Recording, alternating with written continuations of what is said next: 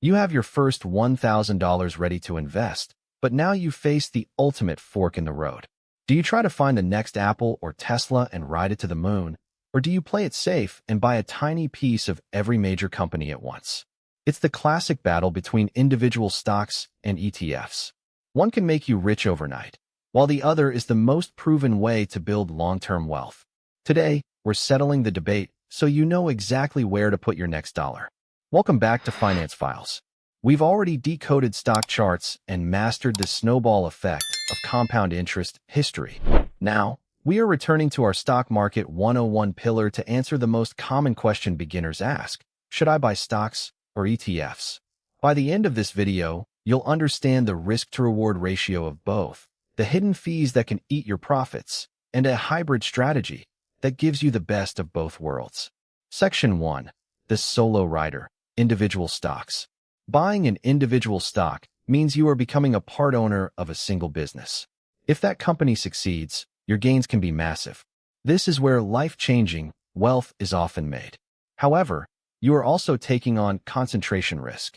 If that one company faces a scandal, a bad earnings report, or a technological shift, your entire investment could vanish. As we saw with the Enron scandal, even the biggest titans can fall. Investing in stocks requires deep research, a strong stomach for volatility, and the time to stay updated on every company move. Section 2. The Safety in Numbers, ETFs. An ETF, or exchange-traded fund, is like a pre-packaged basket of stocks.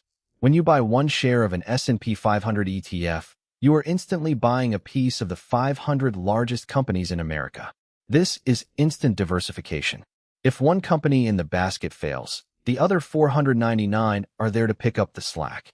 For beginners, this is the easy button of investing. You don't have to be an expert in revenue accounting or technical analysis to win. You just have to bet on the growth of the entire economy. Section 3. The Hidden Cost of Active versus Passive. Every investment has a cost. With individual stocks, your cost is primarily time. You have to spend hours reading 10K reports and listening to earnings calls to make sure your thesis is still correct. With ETFs, your cost is the expense ratio.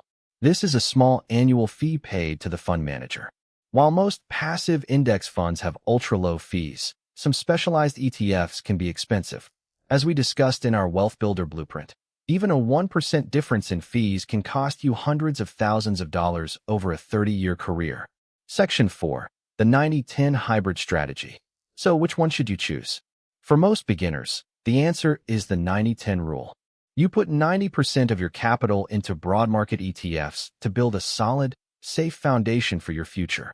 This ensures you capture the steady growth of the market. Then, you take the remaining 10%, your fun money, and use it to buy individual stocks you are passionate about. This allows you to learn the mechanics of the market and chase high returns without risking your entire retirement. It turns your portfolio into a master ledger that balances safety with opportunity. Whether you choose this solo rider or this safety in numbers, hit that like button and subscribe to Finance Files. We are building the tools you need to take total control of your capital. I want to hear from you. Are you an ETF-only investor, or do you enjoy the thrill of picking individual stocks? Tell me your strategy in the comments. Don't just follow the crowd, understand the math. Invest with conviction, and I'll see you in the next file.